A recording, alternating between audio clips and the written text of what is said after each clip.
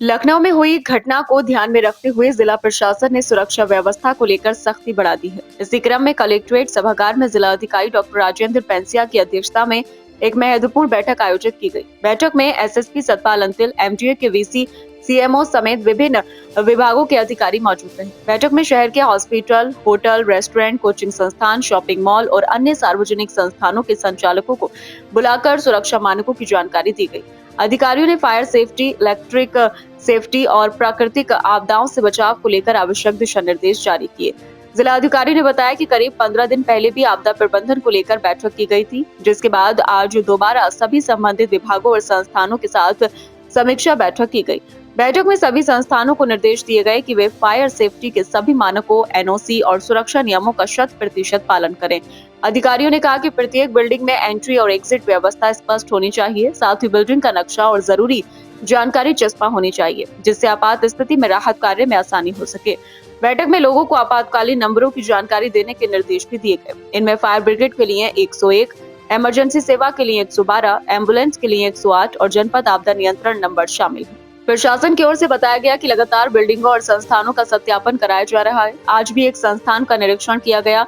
जिन संस्थानों में सुरक्षा मानकों की कमी पाई जाएगी, उनके खिलाफ कार्रवाई की जाएगी और जरूरत पड़ने पर उन्हें बंद भी कराया जाएगा। अधिकारियों ने कहा कि ज्यादातर दुर्घटनाएं लापरवाही के कारण होती हैं। अगर सभी लोग सुरक्षा नियमों का पालन करें तो बड़ी दुर्घटनाओं और जनहानि को रोका जा सकता है। आज से 15 दिन पहले भी एक बैठक की गई आपदा से संबंधित, और आज पुनः इस बैठक को मेरे द्वारा, कप्तान साहब के द्वारा, वीसी साहब के द्वारा और सभी विभागों के द्वारा किया गया है, जिसमें विशेष रूप से जो भी हमारे हॉस्पिटल हैं, होटल हैं, रेस्टोरेंट हैं, कोचिंग संस्थान हैं, शॉपिंग मॉल्स हैं, इन सभी के साथ बैठक की गई है। और इस बैठक के अंदर फायर और जितनी भी हमारी प्राकृतिक आपदाएँ हैं उन सभी के संबंध में बात की गई है। विशेष रूप से जो इलेक्ट्रिक सेफ्टी है उसको लेकर के बात की गई है और सबको निर्देशित किया गया है कि प्रत्येक प्रकार के जो नॉर्म्स हैं, एनओसीज हैं, उनका पालन किया जाए। और इसके साथ साथ जो आपके एंट्री और एग्जिट रूल और बिल्डिंग का जो प्लान है वो चस्पा होना चाहिए। और 101 जो फायर का नंबर है और 112 जो इमरजेंसी नंबर है और 108 जो एम्बुलेंस का नंबर है और जो हमारे यहाँ आपदा का जो जनपद का नंबर है, उन सभी के बारे में सभी को बताएंगे। जैसे सेफ्टी ऑडिट के भी डायरेक्शंस दिए गए हैं कि ऑडिट भी होगा, एडमिनिस्ट्रेशन की टीम जो है विजिट करेगी। हमारी लगातार बिल्डिंग का सत्यापन किया जा रहा है और आज भी एक संस्थान को सील किया गया है। इसके साथ साथ 100% जो इंस्टीट्यूशंस हैं उनका सत्यापन किया जा रहा है और जो नॉर्म्स के अगेंस्ट है उनको हम बंद भी करते हैं। सर, यहाँ भी सबसे मीटिंग्स करके किस तरीके की रिक्वेस्ट की है?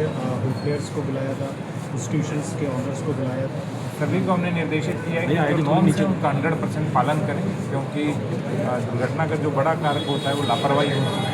तो लापरवाही यदि न हो तो हम बहुत सारी जन और धन हानि बचा सकते हैं। सर, एक चीज़ ये देखी जाती है, जितने भी कोचिंग इंस्टीट्यूट्स होते हैं उन सभी को जो है शीशे से पूरी तरीके से कवर कर दिया जाता है, जिसकी वजह से घुटन जैसा माहौल जो है वहाँ पर पैदा हो जाता है और यही आग में सबसे बड़ा नुकसान देने वाली चीज़। आज हमने बताया है कि जो बिल्डिंग प्लान जिस रूप में पास हुआ है उसी रूप में होना चाहिए और उससे अगेंस्ट यदि हुआ तो उसके ऊपर एमडीए के द्वारा कार्रवाई की।